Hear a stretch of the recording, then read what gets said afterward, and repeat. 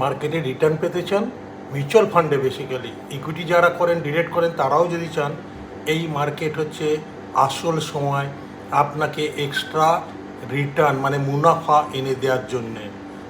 কারণ মিউচুয়াল ফান্ডের নিয়মই হচ্ছে আপনার হাতে কত ইউনিট আছে।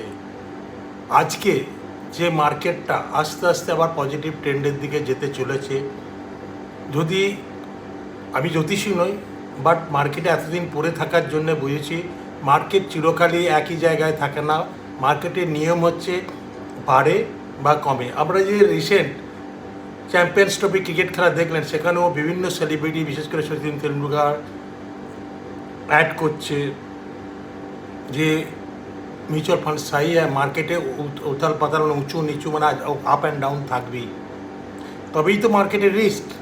সো রিস্কটাকে জানতে হয়, বুঝতে হয়। এই মার্কেটটা হচ্ছে বেশি মুনাফা পাওয়ার মার্কেট। কারণ হিস্ট্রি বলুন, 2016 সালে পড়েছে, 2018 পড়েছে, 2020 পড়েছে, 2022 পড়েছে, আবার 2024-এ পিকে গেলে পড়বি, সবাই প্রফিট বুক করবে বা ওভার ভ্যালু করলে কারেকশন করবে। আর আমাদের বাঙালিদের স্বভাব কী জানেন, যখন মার্কেটে সবাই বলে ভালো তখন আমরা পয়সা ঢালি, আর যেই সেটা না জেনে না বুঝে আমরা ইনভেস্ট করি আর পয়সাগুলোকে জ্বলাই। সো রিটায়ারমেন্ট প্ল্যানিং করতে গেলে, আপনাকে এক্সট্রা মুনাফা আনতে গেলে, আর্লি সাকসেস পেতে গেলে বা আর্লি রিটায়ারমেন্ট পেতে গেলে, ফাইন্যান্সিয়াল পিস পেতে গেলে আপনাকে এই মার্কেটটা সম্বন্ধে জানতে হবে। যে এই মার্কেটে ধরুন আপনি যে পয়সা 85,000 মার্কেটে আপনি ইনভেস্ট করছিলেন, সেম পয়সা যদি আজকে এই 74,000 সেন্সেক্স মার্কেটে ইনভেস্ট করে, মানে মার্কেট পড়েছে, আপনি সেম প্রাইসে অনেক অনেক বেশি ইউনিট পাবেন।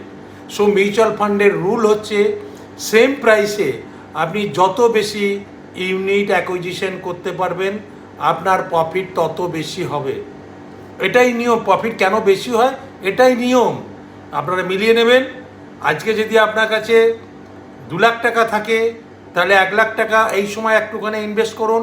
আবার এপ্রিল মাসে দেখুন যে শুল্কটা নিয়ে আলোচনা আছে, তখন যখন হবে তখন যদি নামে আবার কিনে নেবেন, আবার বাড়লে সেই সময় ইনভেস্ট করে দেবেন যাতে আর নিচের দিকে নামবে না, নামার চান্সই বেশি।